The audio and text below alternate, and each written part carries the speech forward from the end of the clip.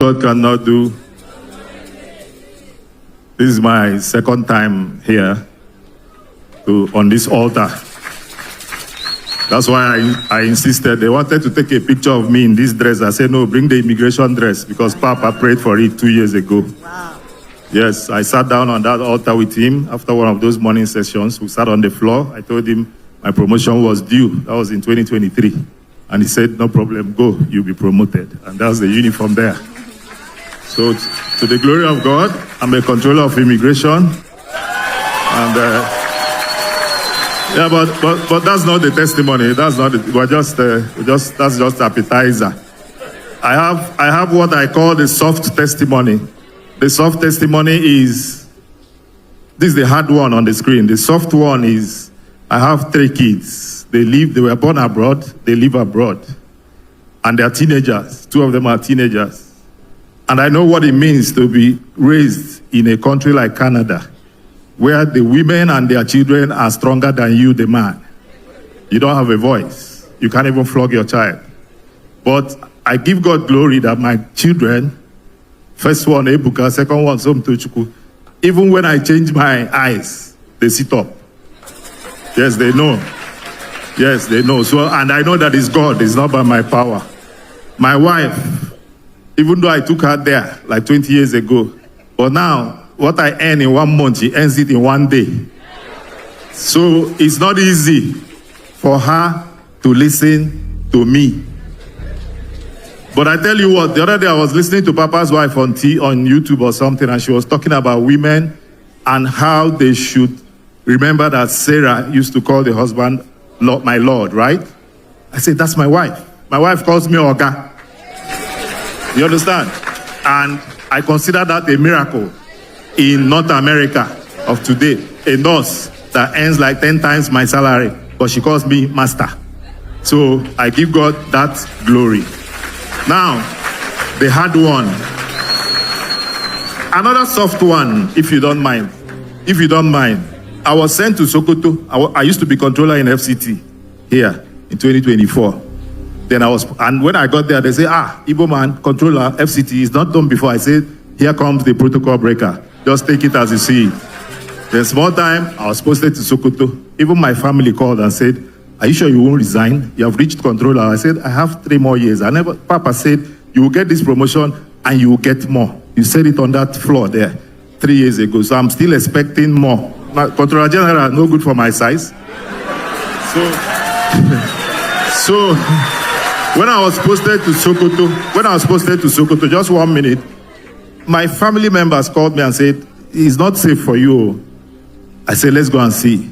When I got there, I asked the boys, said, this Boko Haram, Lakurawa we are reading about, is it real like that? They said, okay, now every week, they come. I said, okay. I just want to say, let me cut it short. I've been in Sokoto for 1 year and 5 months. I've not heard of them, not to talk of seeing them. I've not heard of them, not to talk of seeing one bandit. So the testimony goes this way. Last year, I went to see my family as usual, and I was hale and hearty. I never fall sick. I'm on this altar since 2021, so I don't fall sick. That's the truth. But I started having stomach upset, and I was like, what did I eat yesterday? Before you know it, it became intense. My wife went for night walk. So when she came in the morning, I was crawling over the floor. And she's like, are you okay? I said, I'm not sure I'm okay. He said, okay, do you want me to do tea for you? I have peppermint tea. I said, yeah, bring now. He brought it. I couldn't even taste it. I said, no, it's not this thing that is doing me. He said, let's go to the hospital. I said, let's go. Me, that fear injection. I said, let's go.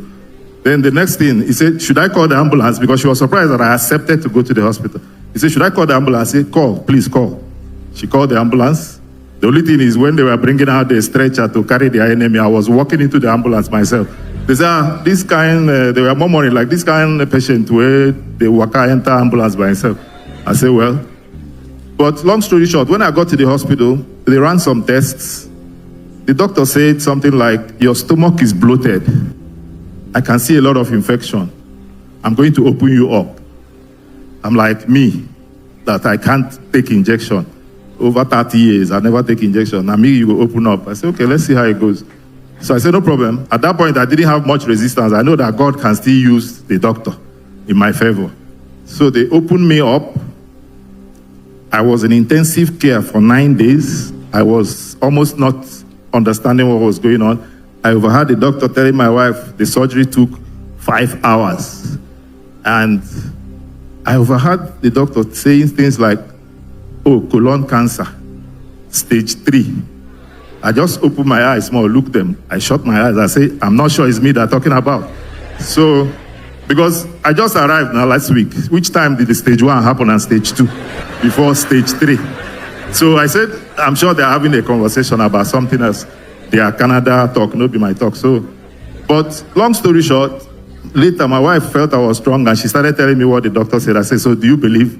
He said the doctor said it's 50-50. I said, me, 50-50.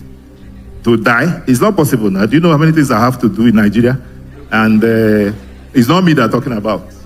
So he said the stage 3 itself looks like stage 4, you know, that he's not sure which one it is, but let's progress with the medication and all that. I laughed. I said, even while in the intensive care, anytime I get more strength, I'll check how many hours Nigeria, 7 a.m. is 2 p.m. here. I'll log on to 7 a.m. prayer. I'll follow the Nsppd prayer. I'll lower it, because Oyibo can easily say you're disturbing them. I'll lower it, I'll just be listening to the prayer, and I'll be like, canceling all those things. This thing can't happen to me. I can't die. I never walk waiting, I can't walk.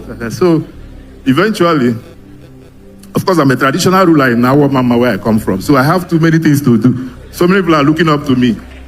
My officers, my kinsmen, you understand? So I said, I can't die. It's as simple as that.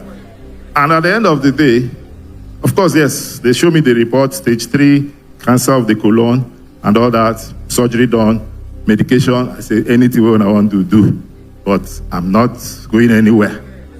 So eventually, I went through medication.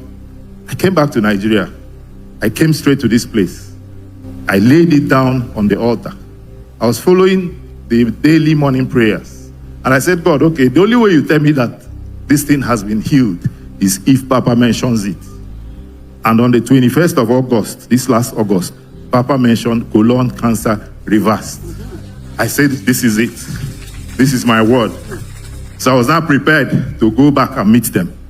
So I went back in September, and the same hospital, the same Oyibo doctor, I said, show me my test. They ran tests again. He came and said, Anthony, I have good news for you. Your cancer has disappeared.